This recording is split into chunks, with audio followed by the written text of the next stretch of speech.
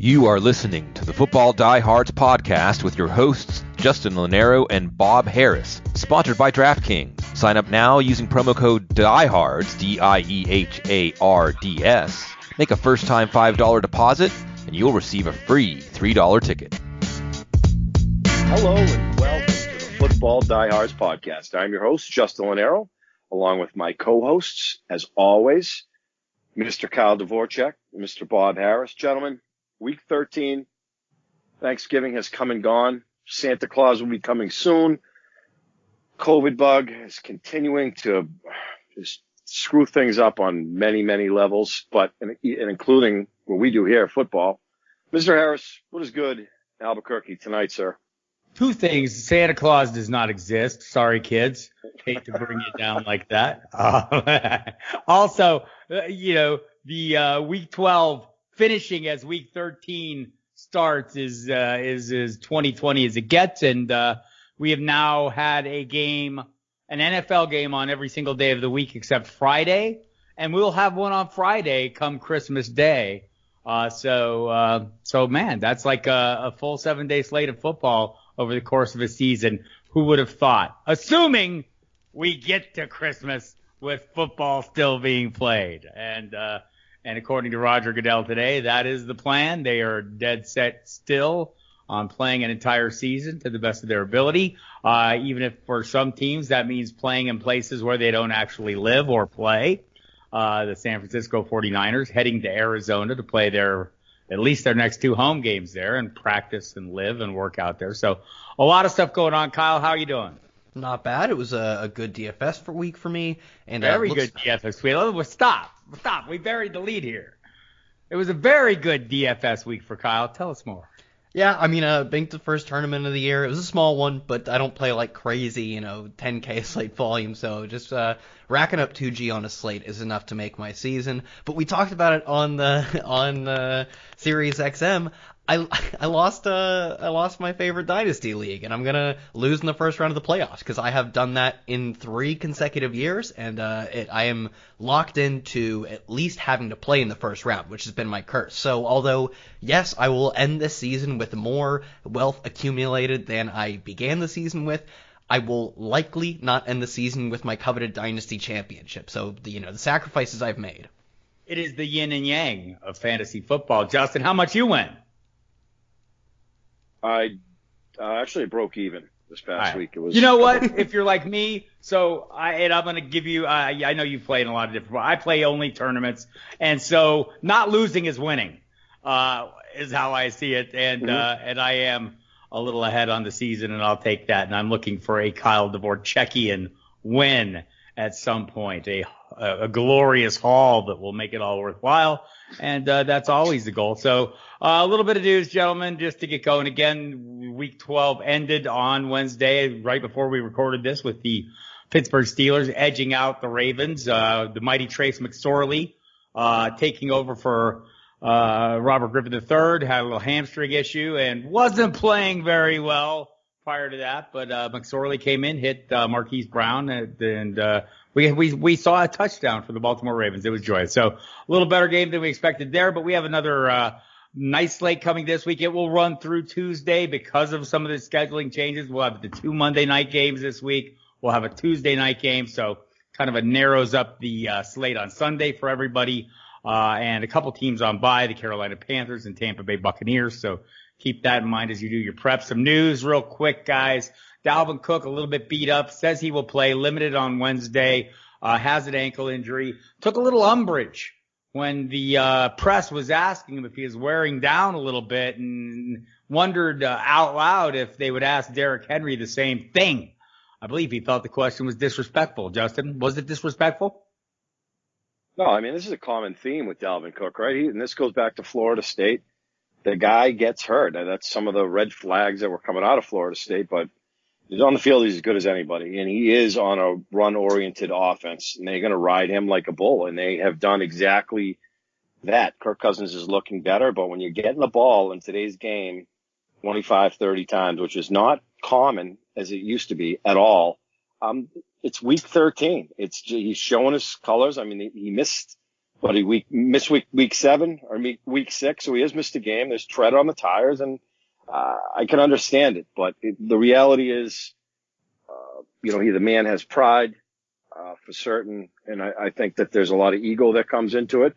He had somewhat of an attitude coming out of Florida State as well. But push comes to shove, I think he's going to get some MVP votes at the end of the year, at least a couple. Justin Lonero, the J-Man, bull rider extraordinaire. He knows what he's talking about, people. J-Man. The J-Man, bull rider.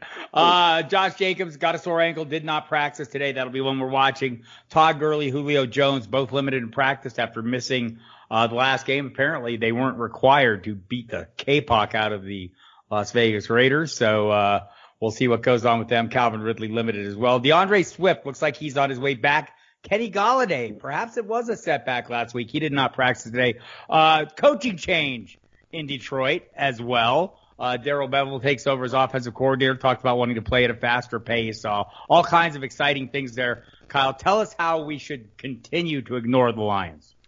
Yeah, I think that's a good example of you just being right on the point. It's DeAndre Swift coming back is interesting, assuming he does come back. He seemed to be on the precipice of a breakout, but without Kenny Golladay, Marvin Jones, a fine wide receiver too, but their games at this point don't seem to have great totals. And I don't know, it's why would I play Marvin Jones at his price and at his ownership when I can always just go to a game environment that's going to be more exciting? And I don't know, that is always my philosophy unless they are really cooking like they were at the beginning of last year. So yeah, other than DeAndre Swift, who's really good.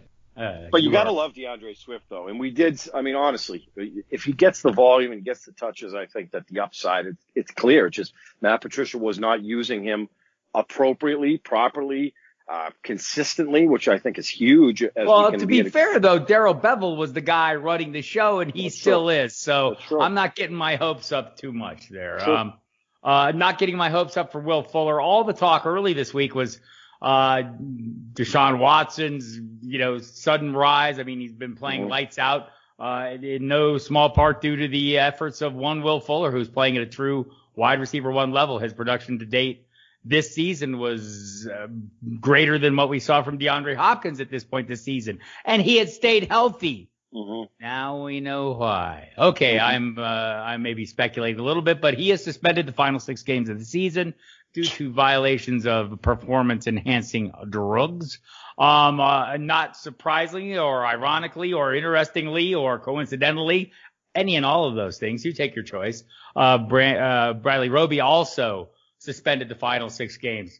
Also remained remarkably healthy this year, although he had some discipline issues that cost him some time. This is not good news. Deshaun Watson tonight came out Wednesday night, said he still wants the Texans to re-sign Fuller. And this kind of seems like almost that decision where he could have appealed and put this off and maybe played some more games, but perhaps thinking ahead, I'm only going to miss 1 next year. I'm looking for a big new deal.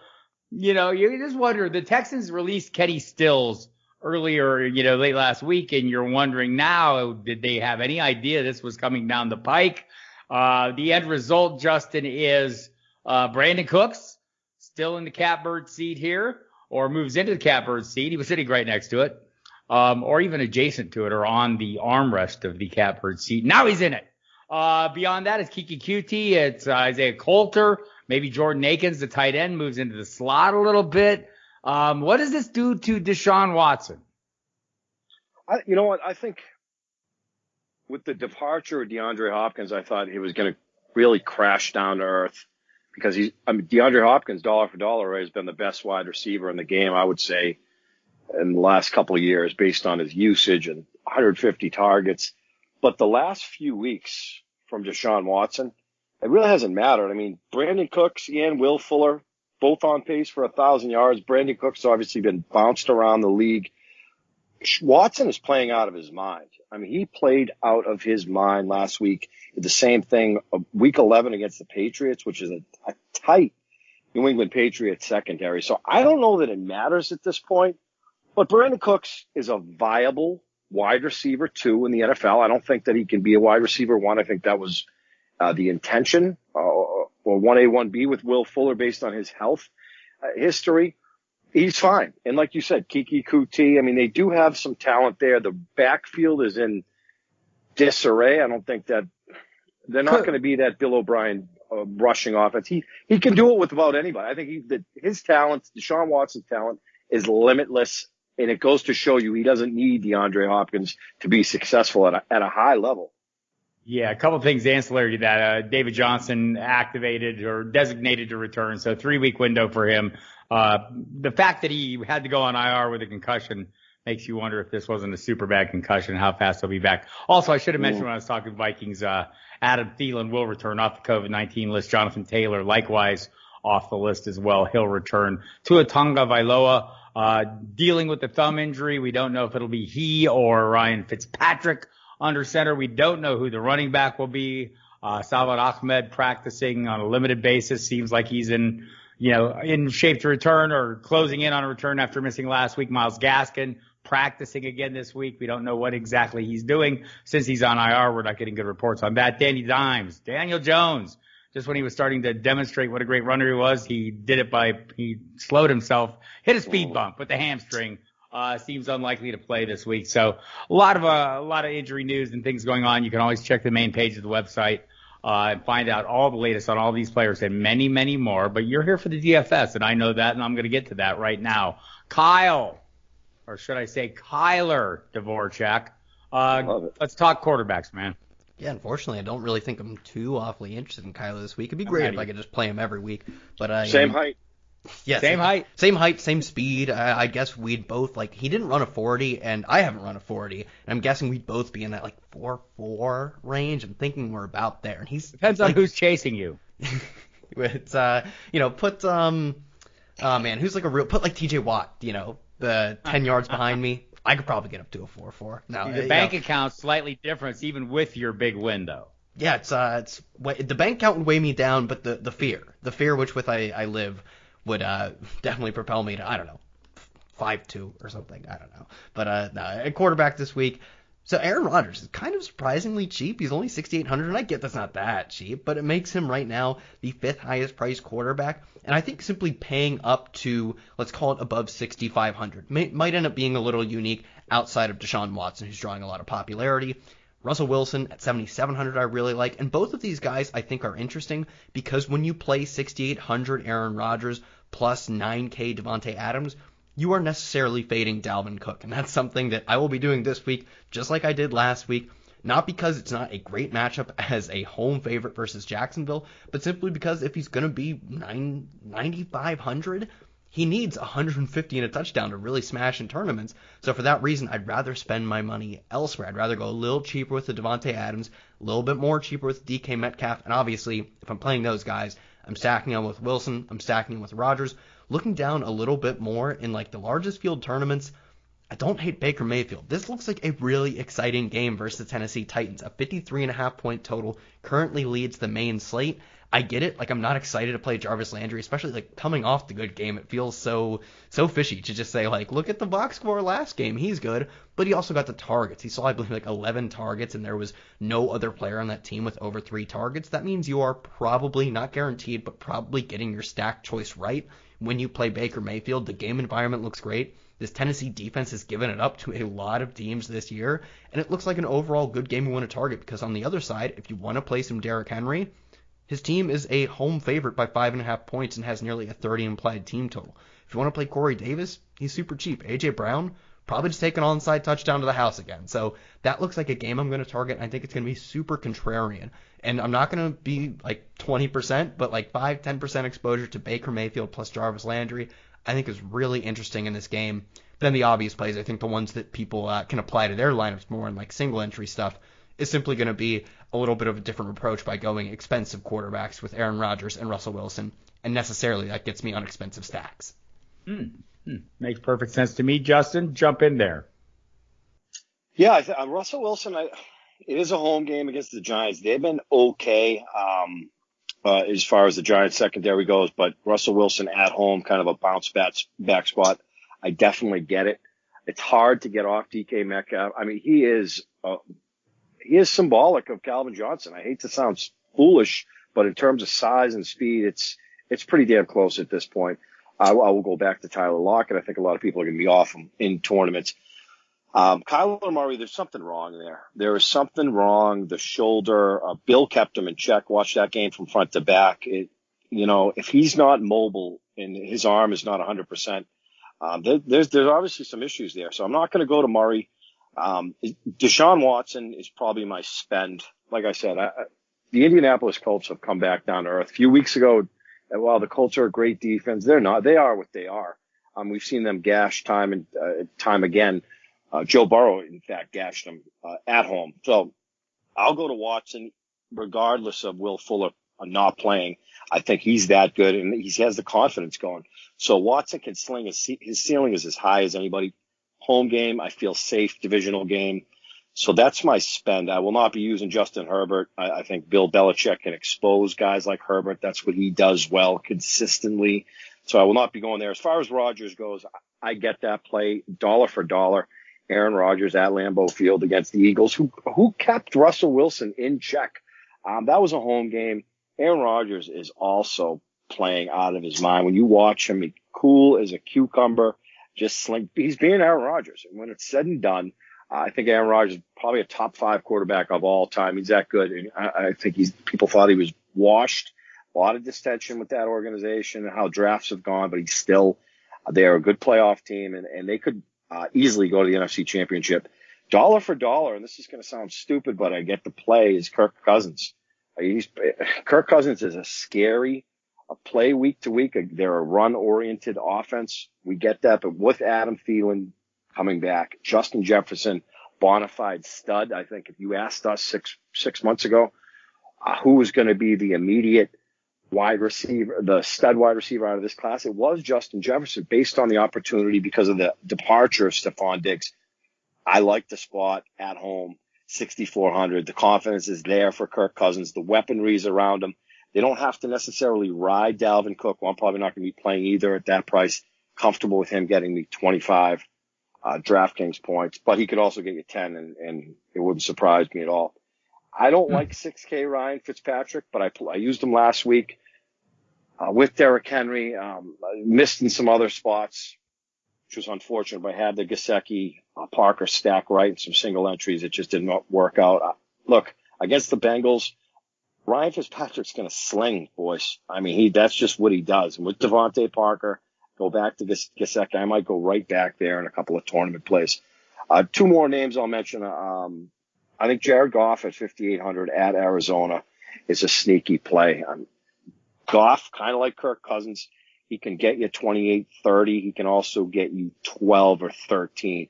But I'm not necessarily, I think Jared Goff is not great, but it's hard to not use him at that price tag.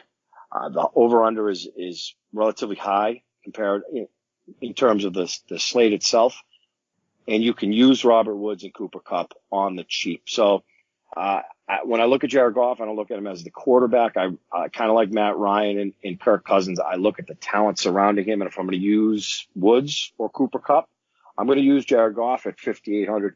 One more name I will throw at you is Mitch Trubisky.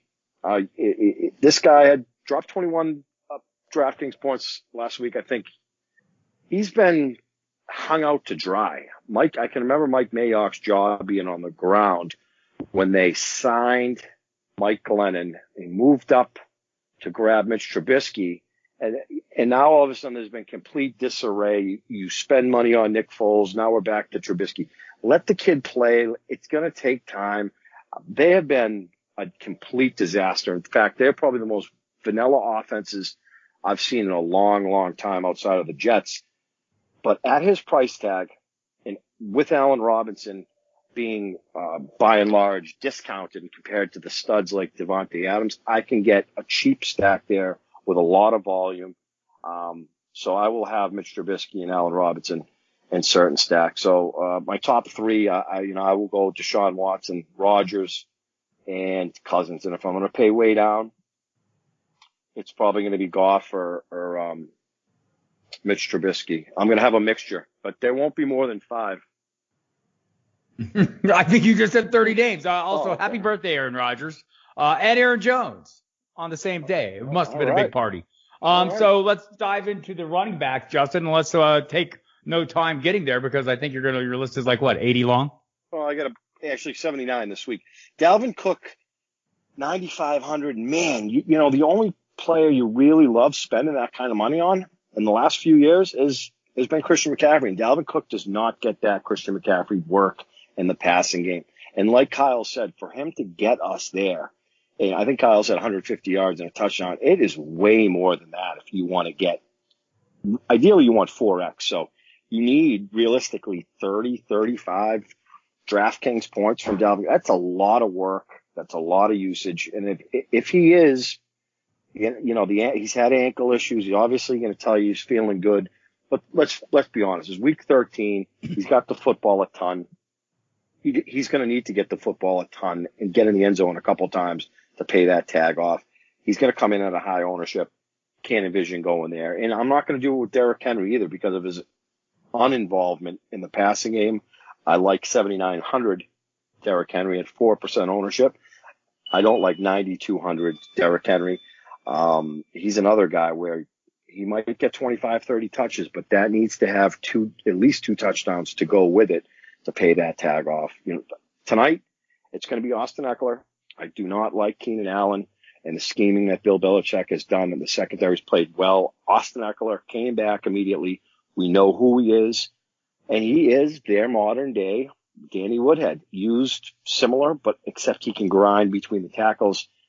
Double-digit targets again this week. I think it's 7,100. The points have to come from somewhere. I think there's going to be a lot of dump-offs, and that's where your PPR points are going to come from. So he's not crazy priced yet. Probably get somewhere around 7,500, 8K, but I love the tag. David Montgomery, you got to giggle, but the volume's been there, and surprisingly, he has had work in the passing game recently. So again, vanilla offense. It is a divisional game against the Lions. The Lions are atrocious, in my opinion, but at 5,500, that's where the allure is. You're telling me he's probably going to get the football 15, 20 times. I love that. That's about a lock. He's going to have 4 or 5, 6 targets. We like that. So he's probably going to have a few catches. I'm fine going to David Montgomery. So as far as a spend, not locked into anybody. I'm probably paying as high as right now it's Austin Ekeler because I can't. Aaron Jones it's an interesting backfield in Green Bay with Jamal Williams being heavily mixed in. It's a scary play. He's become a scary play. The talent is there, no question. I'm nervous about the volume, and I don't. You know, you can go to James Robinson in tournaments. I think dollar for dollar if you were to bet. I mean, he is the Lone Ranger in the Jaguars backfield. There's not a lot of those guys anymore, so you pay for the volume. There's no ambiguity, as you guys know, like I like to say, like the Aaron Jones situation. So I can see going there, scary price tag there. I had Nyheim Hines circled, played 60% of the snaps last week, but our boy is back from the COVID scare, and I will not be going back to Hines. Now, if you tell me Chris Carson's going to get the football 20 times, tough as nails, I don't know if it kind of eased him back in. Carlos Hyde looked all right, so there's somewhat of a committee there, kind of nerve-wracking.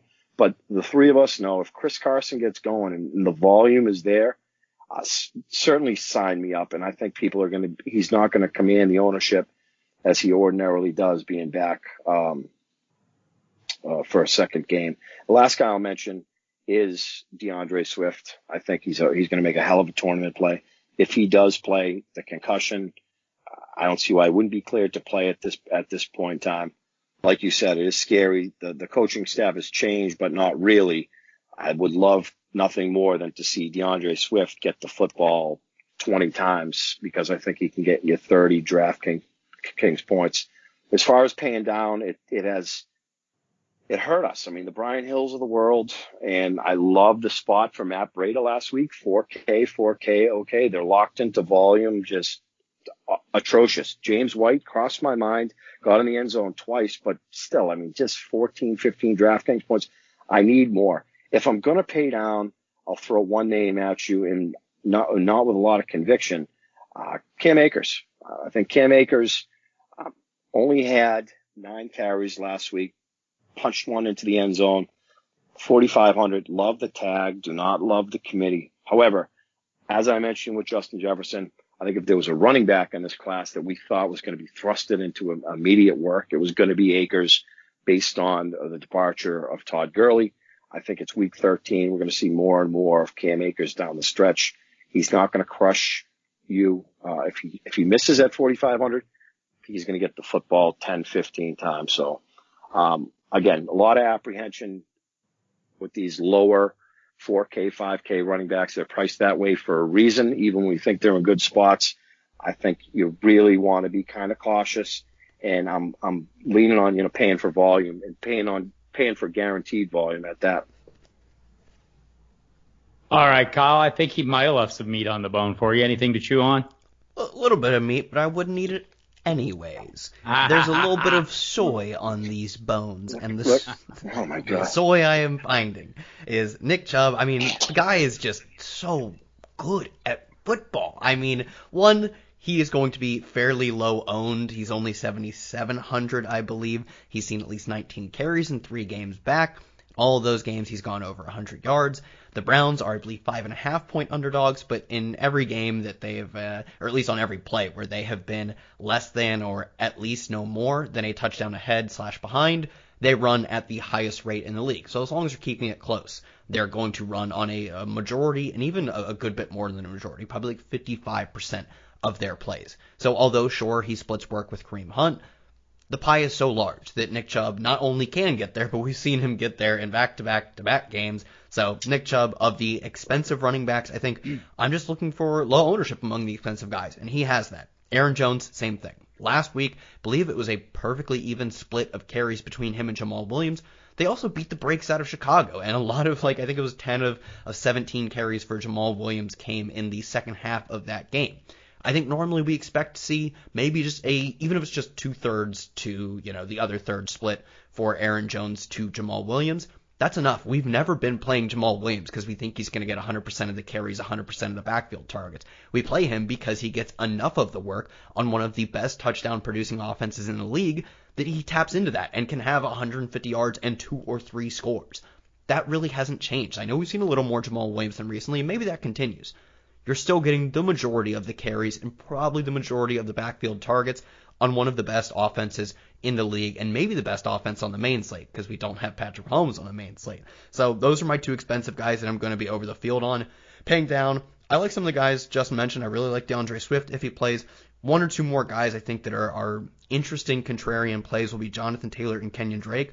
Both at 5,700 essentially fill that same role. I like Taylor a little more because he's going to be a favorite at Houston, a terrible Houston defense, as opposed to Kenyon Drake, who's going to be an underdog. But regardless, I both think they fill that role of potential for 20-plus carries. Do we project a ton of receiving work? No, but do they need to get a ton of receiving work at simply 5,700? No, I don't think so. And I think if we do get, say, 25, 26 carries for Jonathan Taylor, they're probably dominating time of possession and potentially taking just overall play volume away from the other side of the ball, which should have a ton of chalk, deservedly so, in guys like Deshaun Watson, Jordan Akins, and Brandon Cooks. So for me, in the mid-range, Kenyon Drake, especially Jonathan Taylor. At the high price range, I like all the guys in the high price range. If you somehow find the salary to get up to a Derrick Henry, go for it.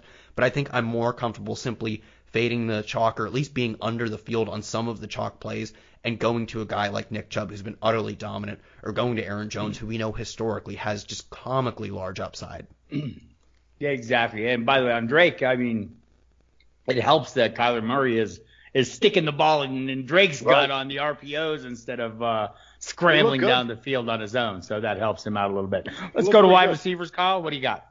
Yeah, like I said, I think Brandon Cooks is going to be chalk. I think maybe Kiki Kute a little interesting. I thought he would be like the cash game level play. People seem to be more gravitating towards Jordan Akins, so I'm just going to take the 50-50 split and say, well, if it ends up being Kute, I think he's interesting. And I'm just looking at ownership right now, so I wouldn't be too crazy on it, but I do think he's a good leverage play. Like I talked about earlier, if I'm playing Aaron Rodgers, if I'm playing Russell Wilson, DK Metcalf, Tyler Lockett, I think we can pretty much confirm that Tyler Lockett is probably the number 2 receiver. DK Metcalf just simply producing outside of the one game, just producing more consistently than Tyler Lockett, but he's also more expensive. So I really have no strong preference. I'm playing a lot of Russell Wilson lineups, so I'm going to have some of both. I think it's fine to say that we don't know which one it's going to be, so let's play a lot of them. Let's just put our eggs in the Seattle basket versus trying to pinpoint which one it's going to be. And I'm probably only playing one of them in a lineup. Like I said, Davante Adams, because I'm playing Aaron Rodgers. Looking down a little bit, I think as a contrarian play, Corey Davis, I know he's not going to be unowned, but at just over 5K, there have been games this year, many of them, in which he ends up out-targeting A.J. Brown, who is just getting so expensive that if I'm looking to find a value run-back option to either my Nick Chubb or my Baker Mayfield, it's probably going to end up being Corey Davis. I know it sounds ugly, but he was an incredible prospect profile. He's been fairly productive this year. Yeah, he has. He's I don't get, I get it. People, I say I don't get it. I get it. We've been burned by Corey Davis so many times before, but we have to buy into what he's doing this year. And we do have, a long history. His second year in the NFL, he was a wide receiver 3 in fantasy, maybe a wide receiver 2, and he was incredible in college. So I think there are reasons to believe that this is real and that we can keep buying into this. Adam Thielen, I just think we're going to always see more ownership on Justin Jefferson until Adam Thielen scores 2 times a game for 4 consecutive games. Adam Thielen's the red zone weapon, and I think Justin Jefferson is probably more athletic, more explosive, a higher efficiency player at this point in his career.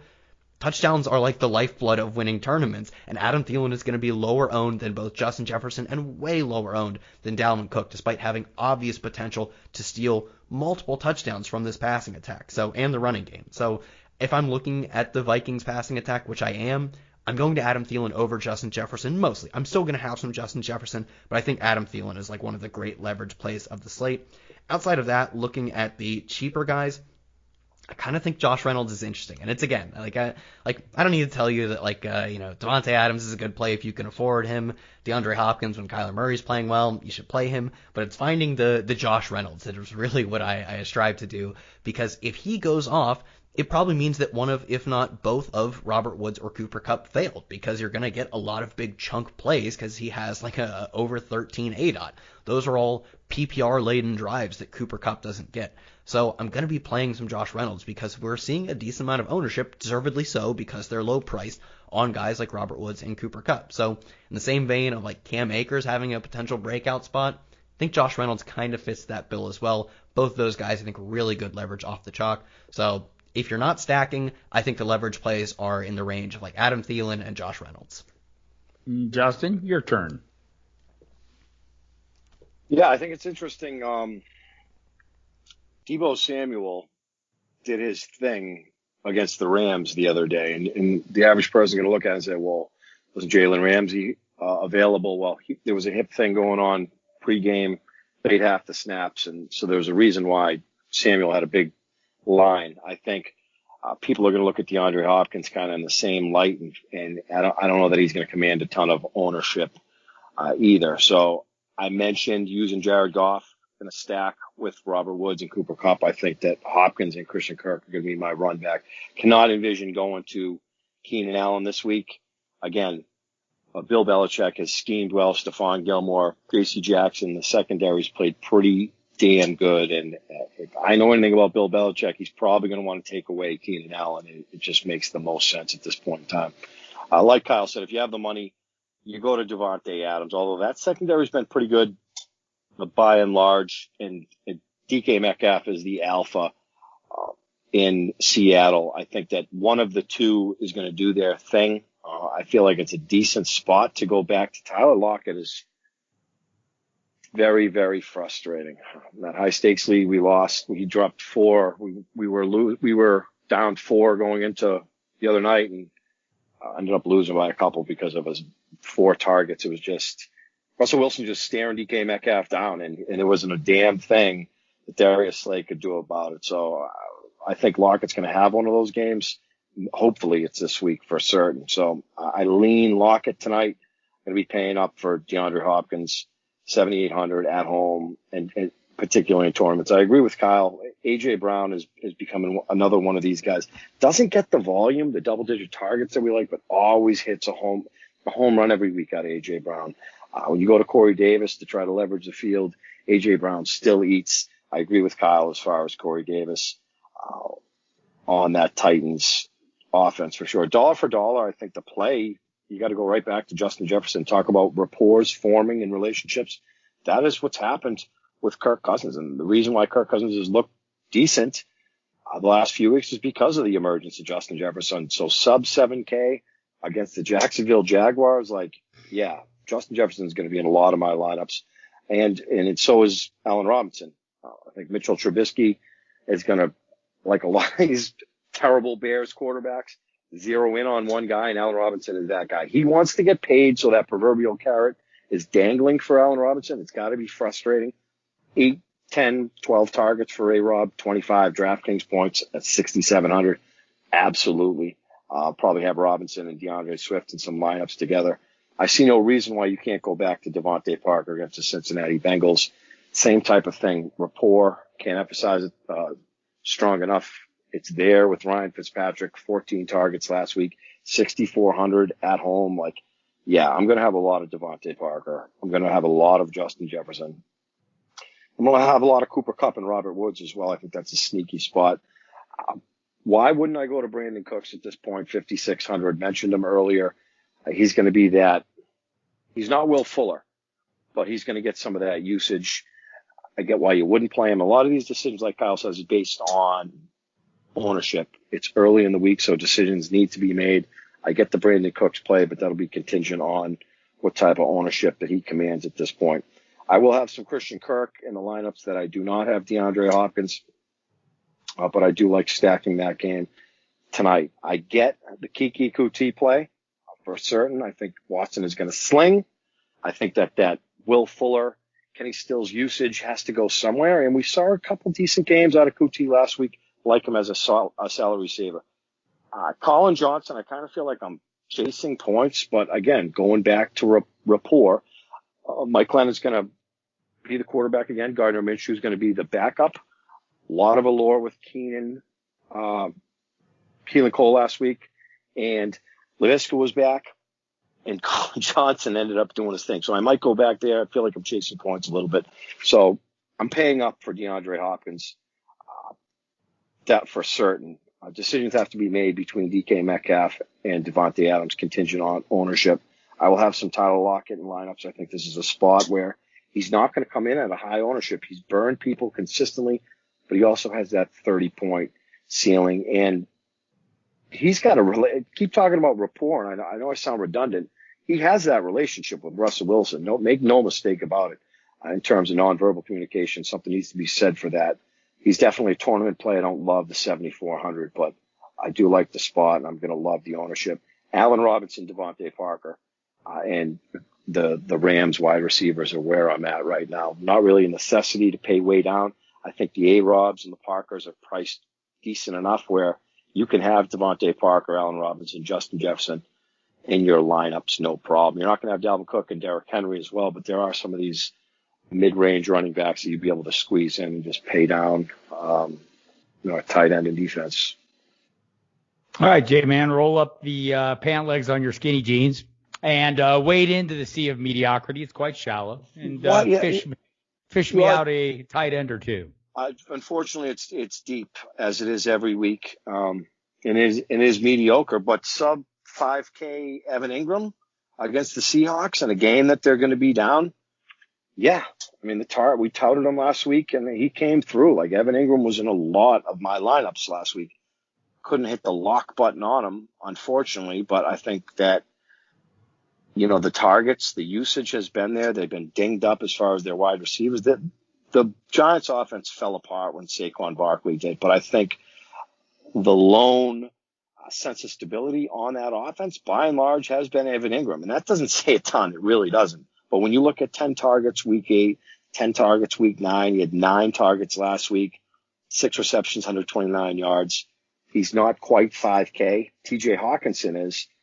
TJ Hawkinson, let's call him what he is. He's a touchdown dependent tight end. He doesn't have that Evan Ingram athleticism as far as I'm concerned, so I will not be going there. Darren Waller is crushing us. He's a decision you're going to have to make. You hate to not play him because of the upside, but I get why you certainly wouldn't play him.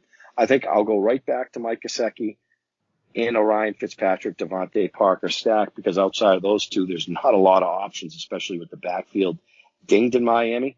So 4,200 Mike Gesicki, absolutely. I think Ryan Fitzpatrick's going to lean on him in the red zone. I think I'll go right back to that stack. The option are somewhat deep, but not that alluring. I think Dallas Goedert has picked a hell of a time to be Dallas Goedert of 2019. 5 receptions, week 11, touchdown. 7 receptions last week, touchdown. Both games, 75 yards, 16 targets. But the issue there is Zach Ertz is coming back. So now he'll eat in. They can eat into each other. People might see that, and hopefully that keeps the Dallas Goedert ownership down. But at 4,300, based on his last couple of weeks, I'm hoping that his ownership is down. I'll go right back to Dallas Goedert with the mindset that people are nervous that Zach Ertz is going to eat into his usage immediately. All right, Kyle, you're up. Man, I hope people are actually like concerned with Zach Ertz returning, because like all due respect to Zach Ertz, like was incredible at his peak. I think he was like underrated in just his ability to draw targets. Past it is what you're saying. A little past that peak. But yeah, it is. We're just not there. We're just not there anymore. He was one of the least efficient tight ends in the entire NFL, one of the least efficient pass catchers in the NFL when he was healthy. Dallas Goedert was both out targeting and out producing him. I truly could not care less if he comes back. I think they'll just run more 2 tight end, and they'll put one dusty old tight end on the field and one number 1 receiver. If you throw out the game he got injured and his first game back, which he didn't look quite right in that game, Dallas Goedert leads his team in targets in the games he's played in. It's like weeks 1, 2, and then the previous 3 weeks. Of all the tight ends in this 4K range, like I'll read you off the target totals for him. It's 10, 6, 6, and then back to the beginning of the year, it's 9 and 8. Those are all better than almost every single Mike Gesicki game. Mike Gesicki has 2 games over 5 targets. There is one tight end not named Darren Waller that I think you can actually look to simply based on the consistent volume he sees, and it's Dallas Goedert. Outside of that, I like Evan Ingram because he correlates to my Russell Wilson lineups. I even think Jacob Hollister seeing 5 targets to, I'm sorry, Bob, Will Dissly's 0 targets. Fire the dismissal. Yeah, the dismissal was misfired and kind of blew up on the sidelines or something. He played a decent amount of snaps, but they used him like a blocker, so whatever. I think Jacob Hollister, I think he's 3K, is sort of an interesting correlation play. Evan Ingram on the other side of the ball is a very solid run back option. Dallas Goedert is actually good, so that's the reason you'd be going to him. Outside of that, I don't know, Trey Burton at 3,500 is seeing a pretty solid target role, 6, 5, 3, 4, 4. Those are all good numbers. Tight end is terrible this week.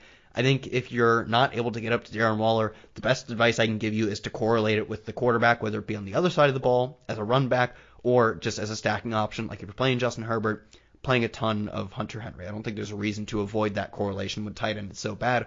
Or play Dallas Goedert because he's actually like a number 1 alpha tight end.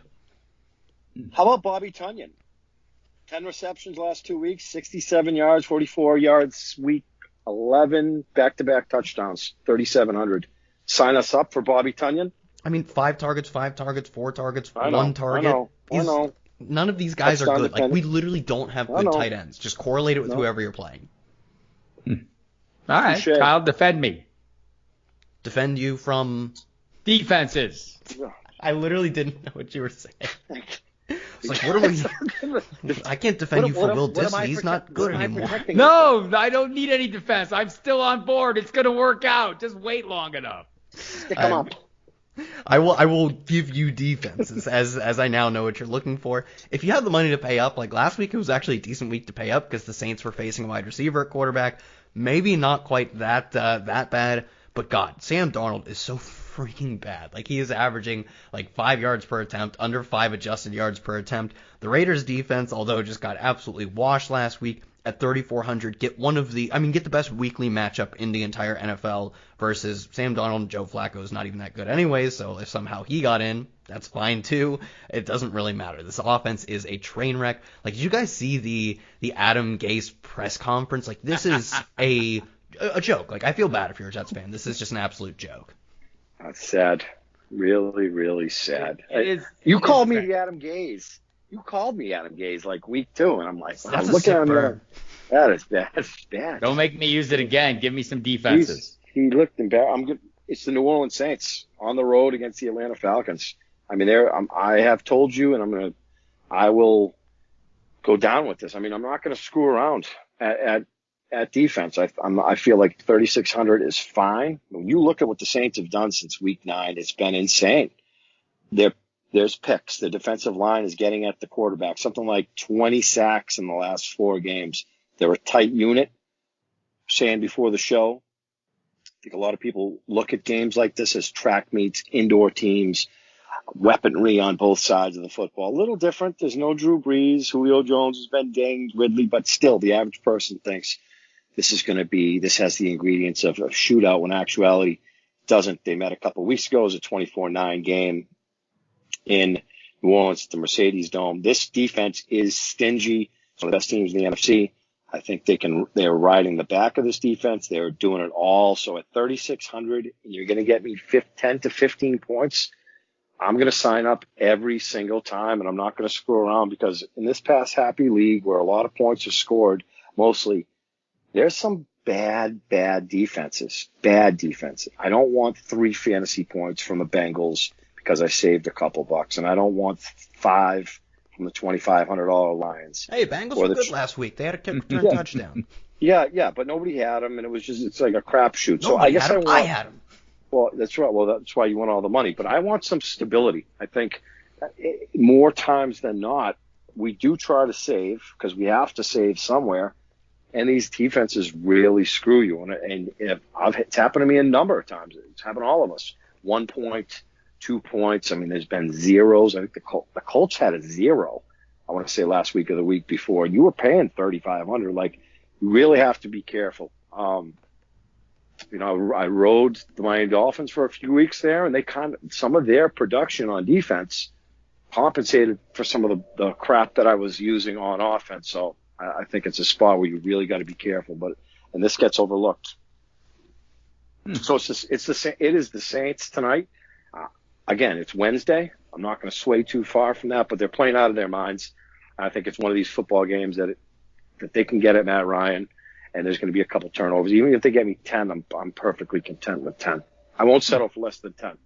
I'll throw you one cheap one because I know you'll never give us a cheap defense. Like, what if I told you could play a defense that gets to face Mitchell Trubisky? Like, I don't think we appreciate. Like, he had a good game. Well, good. He threw touchdowns, but it was garbage time. He got intercepted twice. He got sacked 3 times. Like, I think we underappreciate just how bad Mitchell Trubisky is. I get that the defense is not good for Detroit, but they're 2,500, and it's Mitchell Trubisky. Like, again, it's Mitchell Trubisky. They're playing Mitchell Trubisky. I'm not sure if you heard, but, like, they're playing Mitchell Trubisky. Are you sure? Fairly sure, although it'd be really funny if I got the schedule wrong and they weren't. He is the starting quarterback. 5 Detroit Lions defensive points. That's at Soldier Field. I mean, that's just what it screams to me. There's not some of these defenses they don't have the playmakers. They're not creating plays. So they get a sack, they get 2 sacks. We need more than that. I mean, you really I shop for defense that can have 3-4 sacks, at least some fumbles, hopefully a couple picks, and you're really banking on a touchdown or punt or kick return. A lot of these defenses, when you look at what they've done, a lot of these defenses don't even have double-digit fantasy points this year. So it's an area where I try to, I don't want to say leverage, but I do want to get at least 10 to 15 points every week. It's hard to pinpoint. Yeah, it's not that hard if you're Kyle Dvorchak winning the big pots, but that's just right. It's a 1-week situation. It's not permanent unless it is, and he'll get another chance to prove it in week 13. Let's sign it off, Justin.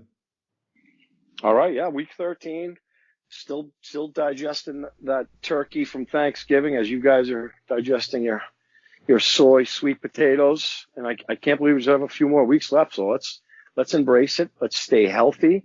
Like you said before when the show started, Roger Goodell we're going to get through this season. We're going to get through the season because they spend a lot of money, and a lot of money that they make is based on TV ratings. So they're going to get through it. And you said that 6 months ago, Mr. Harris. There's going to be an NFL season, and there has been an NFL season despite the craziness. So I look forward to seeing you guys next week.